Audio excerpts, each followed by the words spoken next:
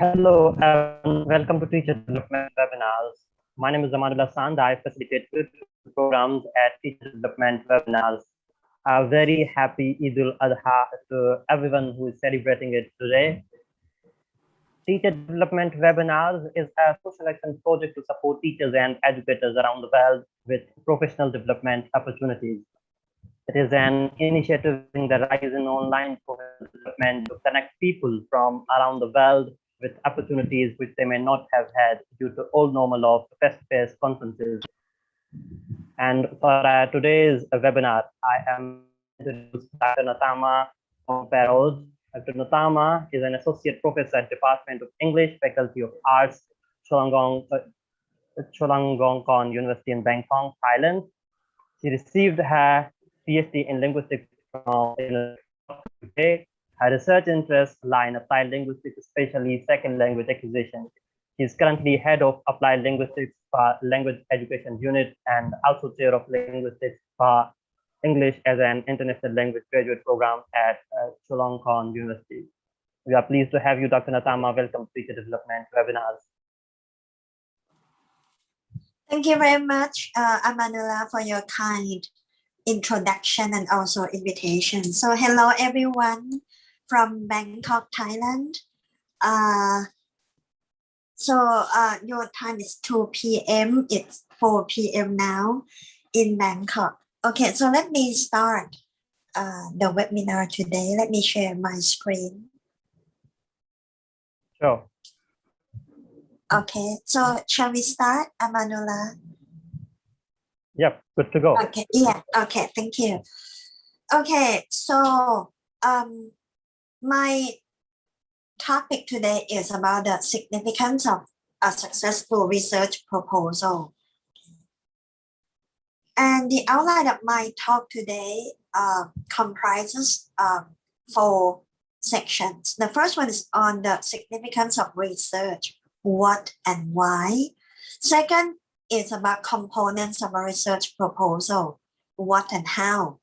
And then the third part is about begin with the end in mind. We're gonna talk about it later, what it's about, and then the conclusion.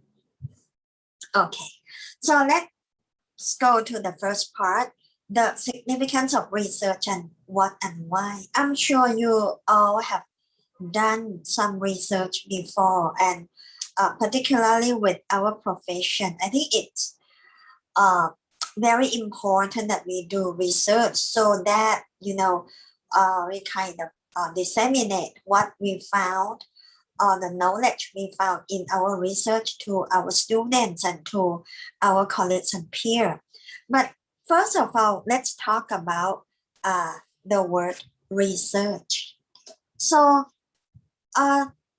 think about this word. What is the first thing that comes to your mind when you see this word or when you think of it, research? Well, I'm quite sure that, yeah, to find something. That's right. I agree. What else? Well, do you have positive or negative feelings towards research? Okay, let's see these negative aspects and see whether you agree. So it's something endless, right? It's like, especially for those who do their thesis, especially PhD thesis, so long, or when you conduct research, it's like, it's very time consuming, right? Unpredictable, right? Because sometimes the results might not be according to your expectation or according to your hypothesis. Time consuming, of course. And actually, I would like to add energy consuming as well, right? Experts, why do you need experts? I think it's about the next word, because you need them to validate your instruments, right? Without them, your instruments might not be reliable. Some of you might want to do quantitative research, so you need statistics, knowledge in statistics, right? Painful, boring, right? It's painful sometimes, right? Because it's so difficult and demanding, boring because you have to work so hard, right? What about consistent? I think you need to be consistent in your routine, right? In your working routine for research, right? Enduring. You need lots of, as I mentioned, stamina, energy, right? To finish your research project. Sometimes it's discouraging, especially when you face some problems. However, there are some positive aspects about research, right? Convincing, especially when you can convince people of your data, of your findings, of your discussions, right? Implications, you could give some linguistic or some pedagogical teaching and learning implications to your reader, right? To your peers, to your students, right? And that's beneficial in terms of education, right? New knowledge. Whenever you do research, it means you are constructing, you are giving new knowledge to people, right? Published. When you have your research published, I think you will feel like some kind of a sense of accomplishment, right? You could feel that your exhaustion, your tiredness is gone when the publication is successful, right? Achieved, as I mentioned, a sense of accomplishment, right? Proud, right? When you finish your research project, I'm sure you will be proud of yourself, right? And encouraging. Whenever you are successful in your research, I think it's like a path to the next piece of research, right? So it's something encouraging, right? Okay, so I would say there are mixed feelings, right, between negative and positive feelings, right? Okay, so what is research? Actually, there are lots of definitions in the literature, but there are some common characteristics of all of these definitions.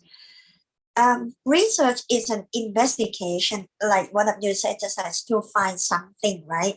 You want to investigate, you want to explore a particular topic or problem through a document search or an empirical study, right?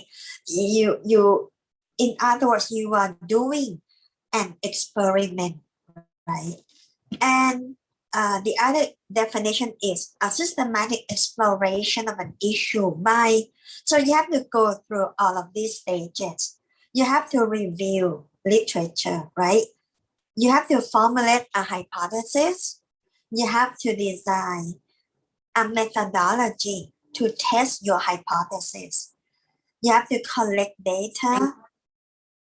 You analyze and interpret data, right? You have to give implications of your research, right?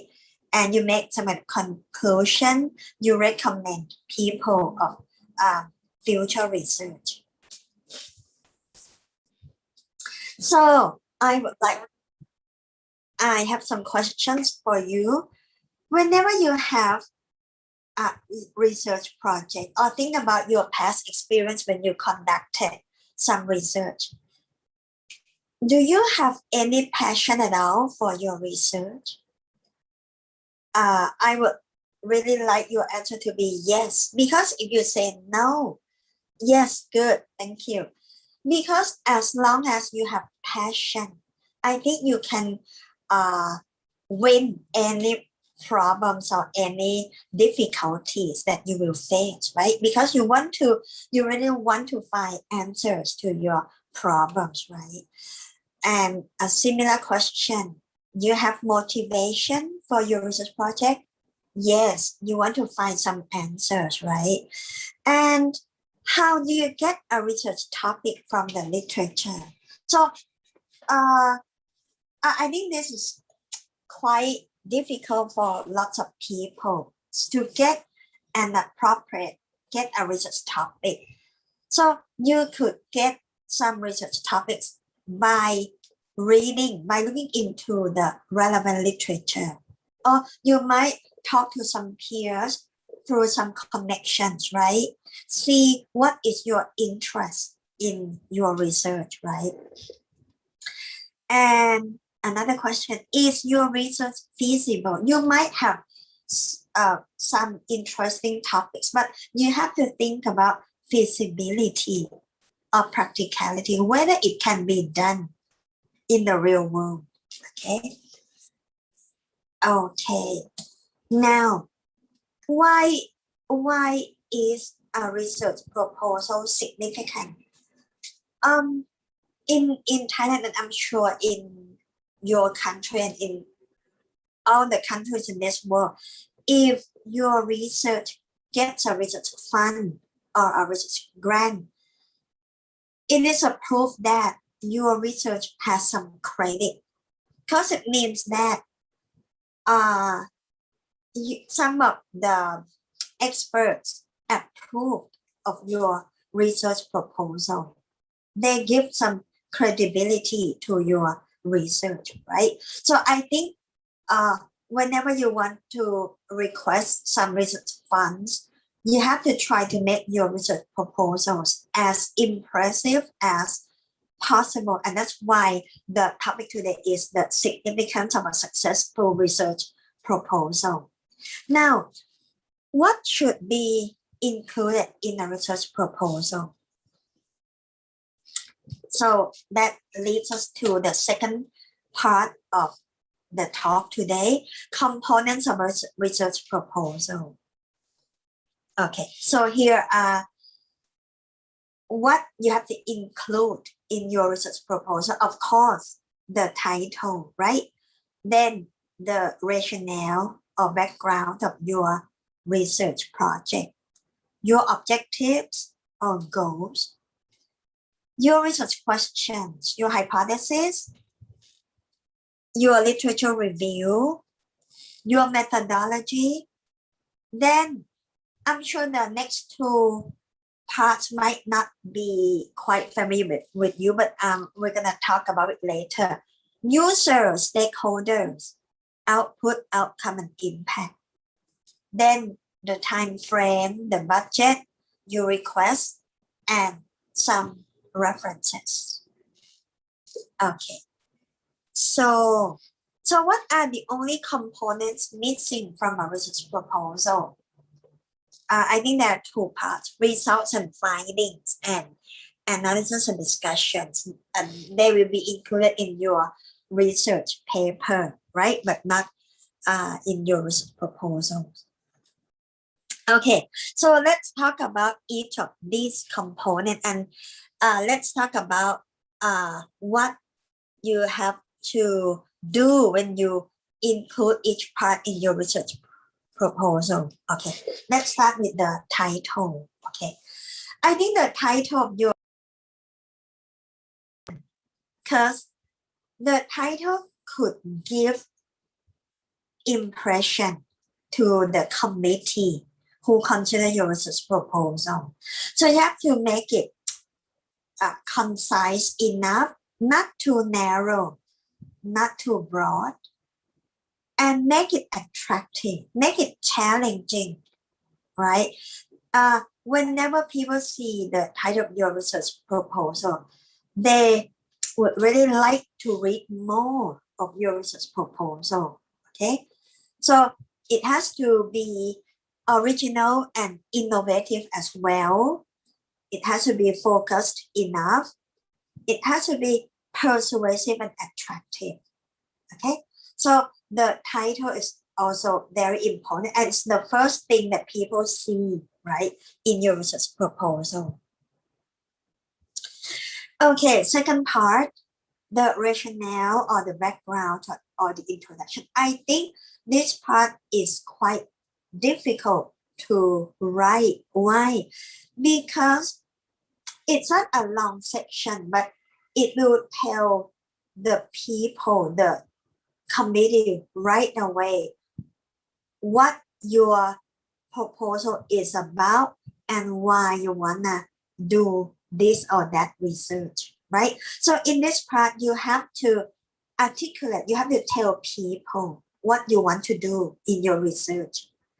You have to tell them details about the background to the research context. So why did I say that it's quite difficult to write? Because you cannot give too many details, right? I think it's about like 1 or 2 pages long, right?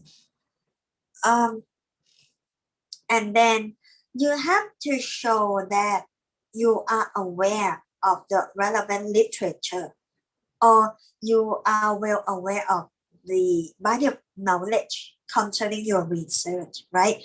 So in this section, you have to tell people about related concepts and theories that you want to support in your research. Also, you have to tell them briefly previous research within your area, okay? And then you tell them the key arguments underpinning your research. Okay. Then what else? This is very important. Lots of people tell the committee, like in their rationale, the theories, the previous research, right, previous studies, but they do not tell the committee the research gap. And it's very important. You have to specify what is the research gap, what is the new thing that you are conducting in your research, okay? So also you have to state why you want to explore this or that issue. What is the research problem? What is the significance and contribution of the research? And you might provide definitions of some key terms, but it's optional. I think this is up to each research funding agency about the format of a research proposal. But keep in mind that in the background, in introduction, I think the most important thing is you have to specify a research gap that has led you to conduct your research. Okay. Next, after you have specified the background of your research, you have to tell people your objectives. So yes, what you want to do, what you want to be achieved, right? But keep in mind that your objectives must be focused enough and feasible or practical. Okay, so this part, the objectives, the next part, the research questions, and the hypothesis. I think the 3 sections correlate with one another. So I think it's up to how you write each part, but the content must be the same. Okay, so after you have specified your objectives, you formulate research questions, okay, that you have to answer in your discussion section later in your paper. Okay, so your research questions are the key to your research project because you have to answer them, right? So again, make your research questions specific enough, okay? And your research questions will guide you to data-related issues like what kind of data, what kind of methodology or data analysis later. Then the hypothesis. Now let me ask you, how are research questions and hypotheses similar to and different from each other? So after you formulated some research questions, you formulate some hypothesis, but what's the difference? Or what are some similarities? In terms of content, I think they are the same. Yeah, according to the topic, I agree, but they are quite the same, except that, of course, research questions are in questions. Hypotheses are in affirmative statements. But when you formulate hypothesis, it means that you are definite, you are certain that this or that will happen in your results. So when you formulate hypothesis, don't use the modal verbs like may or might, or don't use the adverbs like possibly, probably. You have to say this is it, A is B, B is A, because it's something that you are definite that will happen. So a hypothesis is a statement which needs to be tested and confirmed or confounded in your experiment. Okay, next part is the literature review. So what is the purpose of reviewing related literature? And I'm sure lots of people don't quite like this section because it's quite time and energy consuming. So what do we need to review? Okay, before we go to the details, you need to review related theories in your research. What else? You need to review previous studies, right? So lots of work. It's so demanding, right? Okay, so the more you read related literature, the more familiar you are with the theoretical framework that you want to apply in your research, right? And by reviewing literature, it could broaden your view and perspective of the research topic, right? And narrow down your topic at the same time, right?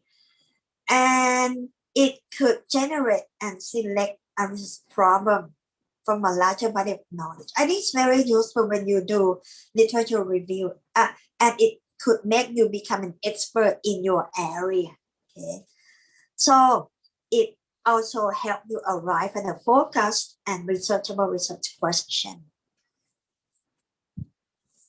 It also helps determine a research gap, right? Or a research issue that has not been addressed, right? And so you are conducting your research, right? Okay. So I think the more you read, the more familiar, the better you are with your topic. Okay. Now there's a word replicated here.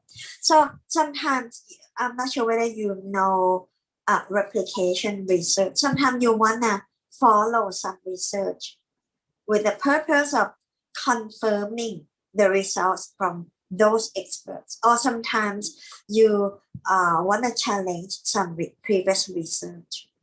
Okay. So what is a good literature review?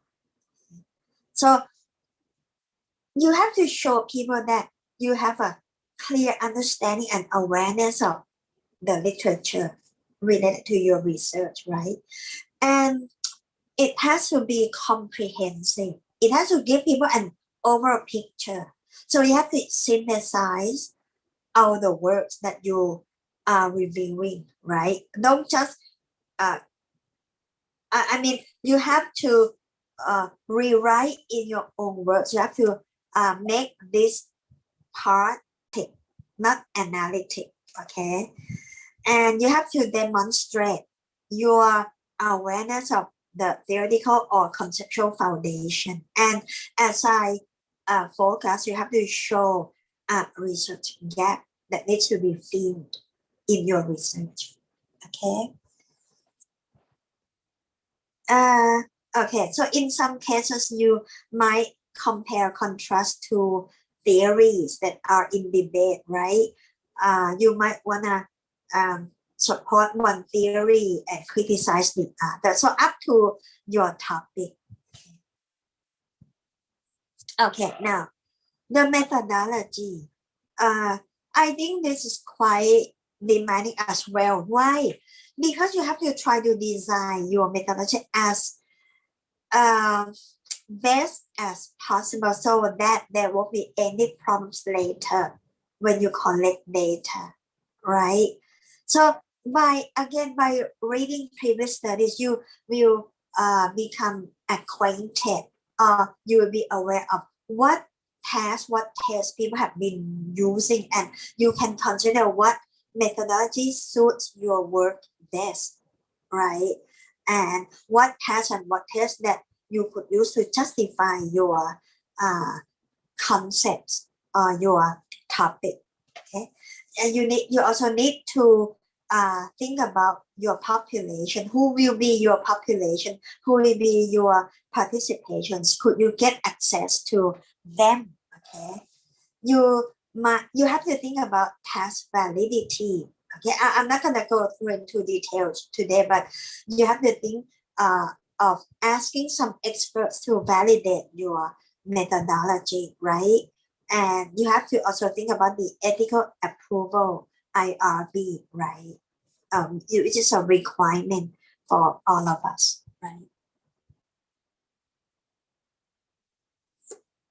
Okay, next part is on data collection. So again, it's up to your topic, but I would just like to say there are so many kinds of data collection, right? Like you might want to do cross-sectional studies or longitudinal studies. If you do a cross-sectional research, it means you are collecting data from a group or from some groups of people.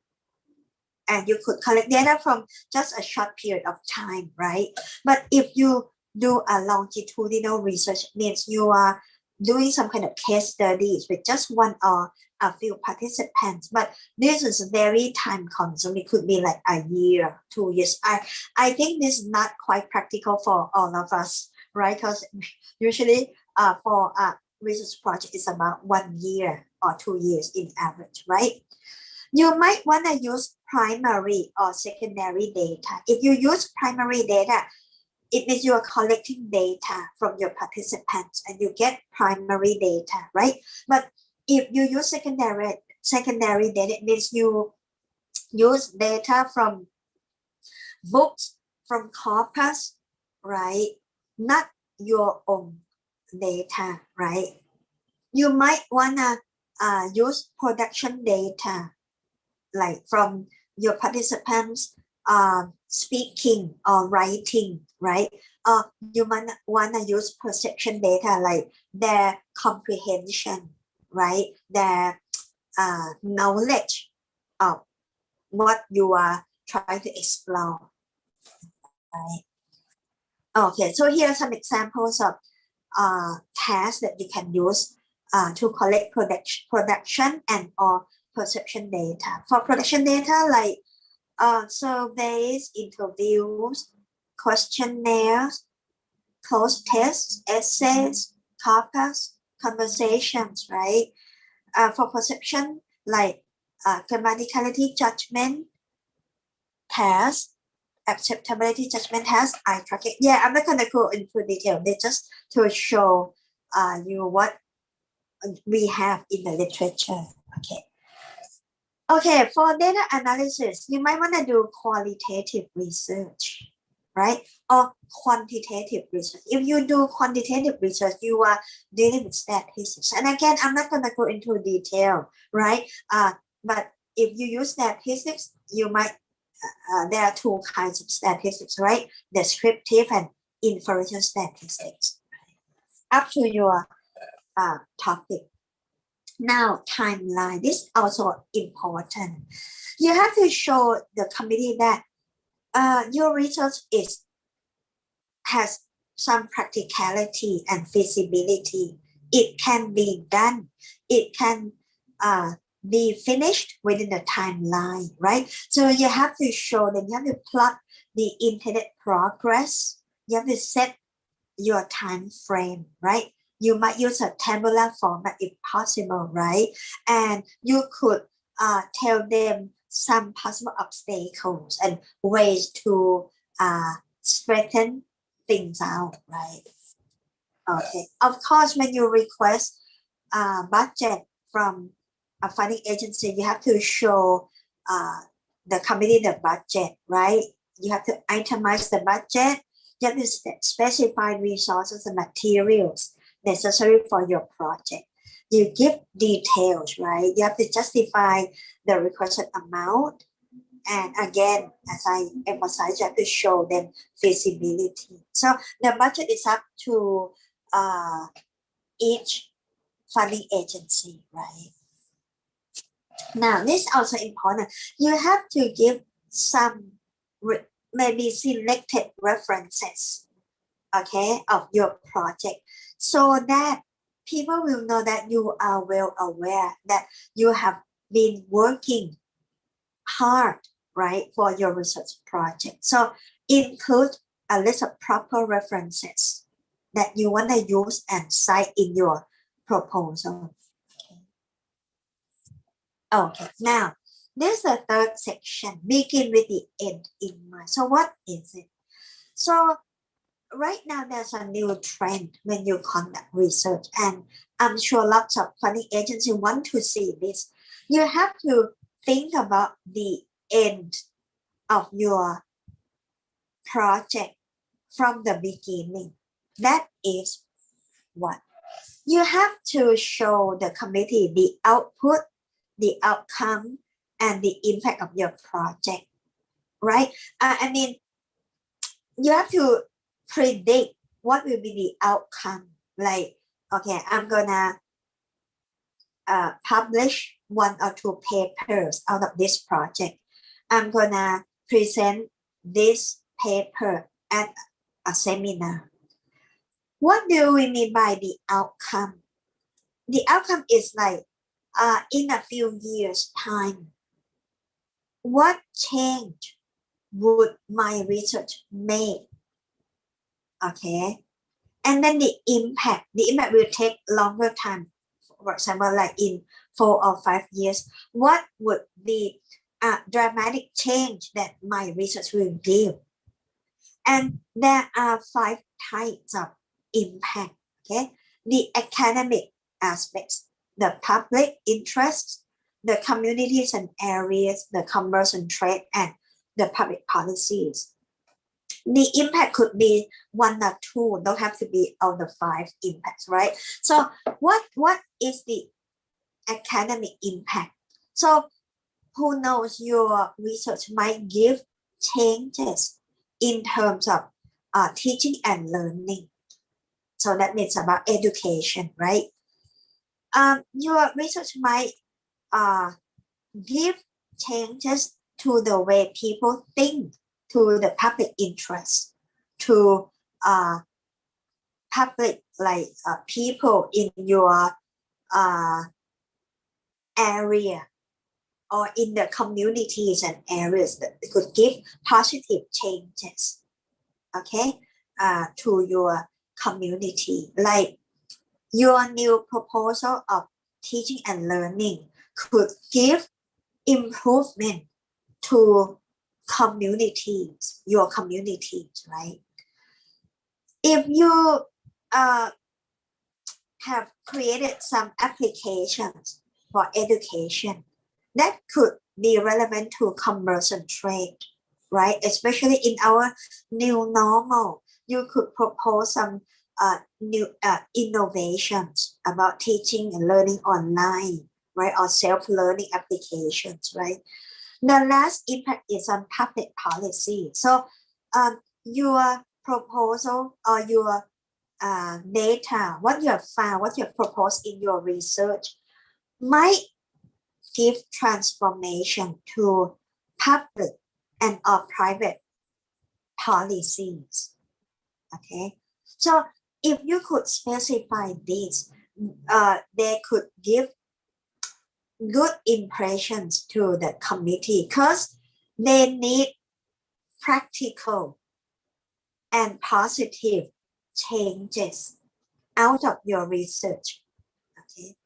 And the next one, users and stakeholders. If you could specify who would get benefit out of your research, that would be very, very super impressive. Like you could say, my school or my students, students in my community, the public, the government sectors, the people in my community will get benefit with respect to education out of the application that I have proposed or out of the new ways of teaching and learning from my research, something like that. So that's why I said you have to begin with the end in mind. Think about the output, the outcome, and the impact, and the user stakeholders, and write them down, propose them in your research projects and in your research. And people would see that, oh, your research is very beneficial and it's very practical. Okay. Okay, so let me conclude. Okay. The 5 C's, the 5 qualities of the writing in a research proposal. Okay. So your research proposal, of course, has to be clear, readable, right? Concise, not too long, not too short, coherent. All the sections that we discussed must be coherent, must be linking with one another. Your proposal has to be compelling, to be impressive, okay? And it has to be convincing to the committee and the reader. So what to bear in mind? Make the best impression out of your proposal. Okay? Convince the committee that your research topic is worth exploring and pursuing. Okay? They want to read more of your research paper, right? You have to persuade the committee that your project is worthy of the financial support by showing them that it's original, it's clearly formulated, it's well organized, right? It shows a clear theoretical concept. It's researchable, okay? It's practical, it's feasible. It will give some contributions, right? It gives new knowledge. And just what we just discussed, it gives a significant output, outcome, impact, and lots of people will benefit from your research, right? And the last part of my talk today is out of my experience in being a committee for considering some proposals, I think I could wrap up by showing some weaknesses in research proposals.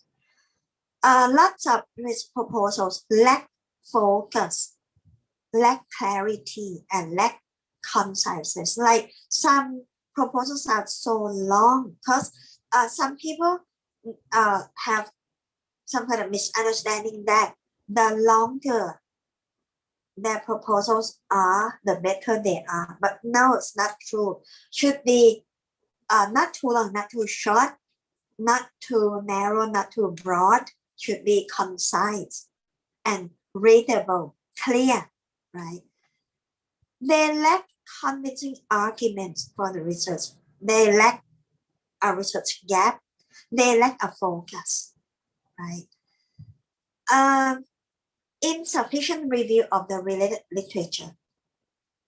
Sometimes they don't show the committee that they have made thorough review of the literature. Okay. And the methodology is impractical or not feasible enough. A lack of readability. with respect to the language or the knowledge presented. Okay, so no proofreading by a mentor or an academic peer. So you have to get some advice and suggestions from experts, some experts. Okay, and you need to have your paper proof read. Okay, but in Pakistan, you are all native speakers of English, right? I'm sure your English is good. Maybe you don't need to have your proposal proofread by a native speaker of English. Okay, and that's all that I would like to share my experience of how to write a successful research proposal. Thank you very much.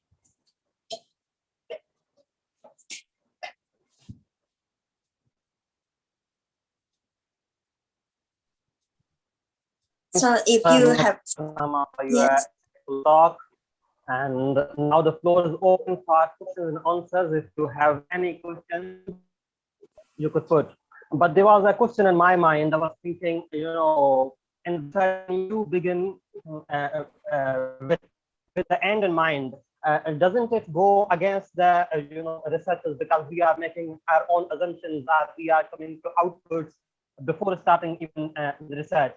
So the thought in my mind that goes against the the nature of the research, because the purpose of the research is to find or explore or come up with reasons. So what would you say about it? You mean the output? Sorry, Amandala.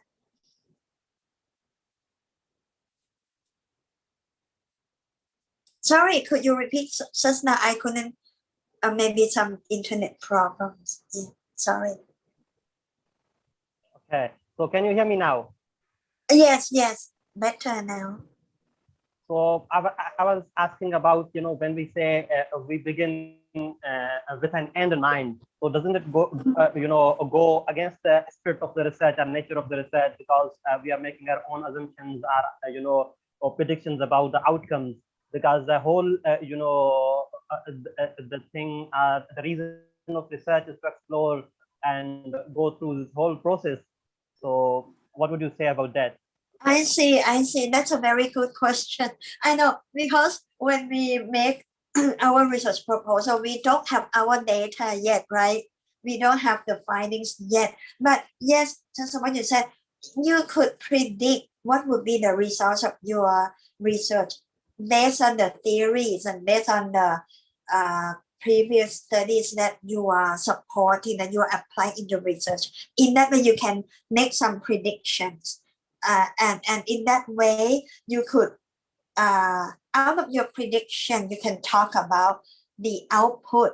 But the output here, what I mean by the output is like, what would be, let me put it this way. The output is something concrete, like the output of my research proposal is a published paper or a presentation at a conference. But the outcome and the impact are abstract. What would be the benefit that people will get from my research? Okay, so yes, you could make some predictions based on the theories that you are supporting. Okay, and I just saw one question. What is let me, how to select a theory for a research? Well, it depends on your topic. Okay, so it really depends on what you want to explore, but I would suggest you need to read a lot of papers, previous studies. Then in that way, you will be familiar and you will be aware of what people have been doing or what theories exist in your related field. Okay, and in that way, you could select one or a few theories that are convincing to you. Okay, and I see a question here. Is any data analysis required for a qualitative research tool? Of course. Whether you do qualitative or quantitative research, you need to analyze your data, right? But with quantitative, you use some statistics, but for qualitative, you have to, I would say you have to write more because you don't have any statistics to depend on. In literature review, citations important, or one can count all that previous study in. Yeah, you have to include all the previous studies that you cite in your literature review in the reference section, of course, right? What is the best way to analyze a quantitative data? Again, it depends on your methodology and what data you get. And there are so many ways how you use statistics of 5 quantitative statistical approaches. What are data gathering tools for mixed method? Okay, this is a good question. Yes, of course, you could do qualitative plus quantitative research. Okay, and again, you could use tasks where you get qualitative data, and the other task where you could get quantitative data, and you could mix them together. Do you accept collaborative project proposals? Yes, that's a very good question. I think in our new normal way, people tend to do collaborative research, and it is good for us, right? Because we can consult one another, and I would say it's less tiring. Like we have friends to talk to do work together. Yes, and I think right now many funding agencies prefer collaborative research projects. What is the best way to analyze the data in mixed method? No answer, because it depends on your task and the data that you gain, right? So you have to select. I would suggest you read books on doing research, because they will suggest lots of data collection methodology. Okay. Why sometimes we may think that we are carrying out research, but we may be only collecting facts. I think when we conduct research, we are trying to find new facts. I think because we are offering new knowledge to people. So whenever you do research, means you are creating new knowledge to the world. So it's like you are collecting facts. Right. How much citations are sufficient in the work? No answer. It depends, right? So no exact criterion for this. How do we know that our literature is sufficient? This is also a very good question, because my students always ask me, when should I stop reviewing literature? And my answer would be no. You have to go on and on review literature until before the day you submit your thesis, because new work has come out every day, so you have to continue reviewing more and more. That's why the committee will also see whether your review is up to date enough. Okay.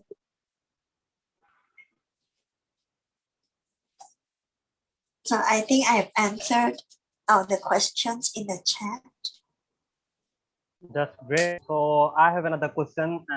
Suleiman, we are from Kyrgyzstan, and the question is, I'm interested in concept mapping.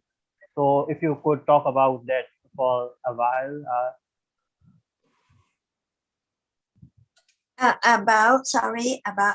About concept mapping. Oh, concept mapping. That's a very good question. Uh, yes, because when you do research, right, you are like applying some concepts, right? Maybe like concepts presented by uh, some researchers or some experts, right? And uh, it's not that in your research you are applying just one research, but one out of my experience and my suggestion is we have to try to map or link those concepts well. That's why in your research proposals or in your research, you cannot just present suppose 4 concepts and that's it. You have to link them together.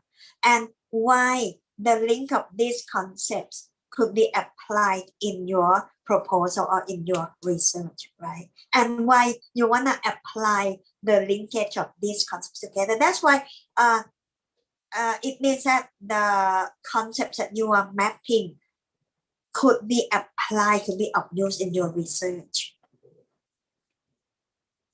Great.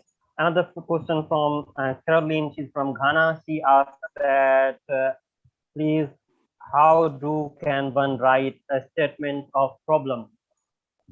Oh, statement of problem. Yeah, good question. Thank you. Yeah, and I think it's not easy to write. This will be in your first section. That is in the background section, or some people call it the introduction or the statement of the problem section. And as I said, in this section, you have to tell the reader why you want to conduct this research. What is the problem? But you cannot just say, this is the problem. You have to show them relevant literature, relevant theories, and of course, what is the research gap that leads you to fill in this gap. So this is the statement of the problem. This problem has not been solved yet by any of the previous studies. Great, wonderful. And another question from Muhammad Mustafa from Malaya, and he asked that how to check the accuracy of theoretical framework of a study. You mean a theoretical framework, the accuracy? Yeah. Okay, by reading related literature. You have to read a lot. And you know, some theories are in conflict and they are in like the opposite extreme, right? And you have to select which side you are for. You cannot go for both, right? And you have to tell the reader why you go for theory A and not theory B. Why one theory is more convincing for you and not the other. I can see another question from Muhammad Ishfaq, and he asked that how do we know that our literature review is sufficient enough?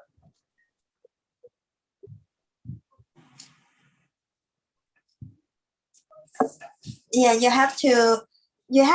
as I said, you have to show the people who read your work or the committee that you are well aware of the existing body of knowledge, and that includes related theories.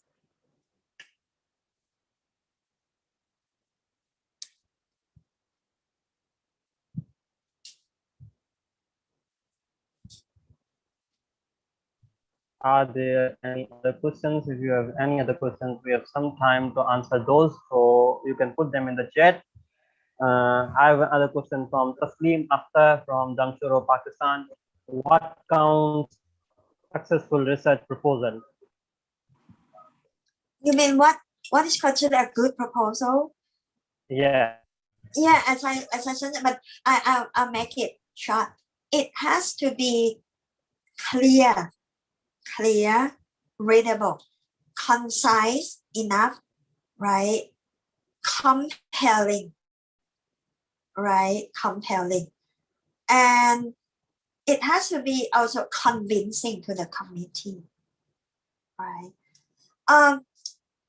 Let me share you some of my experience. Like some people make very long proposals, but actually the length is not important. I think the content is very important. One more thing, all the sections must be coherent. So again, clear, concise, compelling, coherent.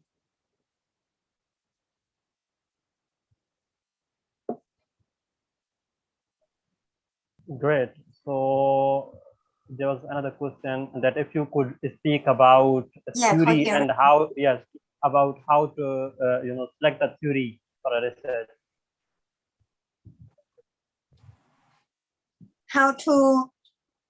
You mean how to conduct good research? Yeah, or select a theoretical framework. What I understand from this question. Yeah. Well, I think I need to go back to what we discussed from the beginning. Out of my experience and out of my experience, I think the most important thing to do good research is you have to have passion. As long as you have passion for your topic, I think that could lead to the success of your research, because you are conducting your research out of your passion, not out of your boredom or out of your duty or tiredness, right? I think for everything that we do, as long as you have passion for it, everything could be successful. Thank you so very much for your time, Dr. Nattama. It was wonderful to have you at Teacher Development Webinars and sharing your wealth of knowledge and expertise. So if you have any final words or message for our audience. Yeah, so thank you very much, Amandula, and also the Teacher Development for your kind invitation, and thank you all for the audience. I think it's like we are all like colleagues and peers, so it's like we are sharing our experience together, and very nice to know all of you. Thanks very much. We appreciate that. So for our audience, if you're interested to get certificate of this webinar, you could request certificate at info.tdwebinars@gmail.com. This webinar is completely free. However, for certificate you have to pay a certain amount, ₹300 only for Pakistan nationals and $5 for internationals. So for our future webinars, you could follow us on our social media channels. We are available on Twitter, LinkedIn, Instagram, Facebook, and of course, this recording will also be available at the Teacher Development Webinars YouTube channel. So you are feel free to share with colleagues and anyone who is interested, especially research scholars who are interested in successful research proposals. We appreciate your participation today, and I'll take leave. Happy Eid al-Adha once again. Hope you have a wonderful event with felicitations. Keep everyone safe. Please be safe. Thank you. Bye-bye. Yeah, thank you very much. Bye-bye. Bye-bye.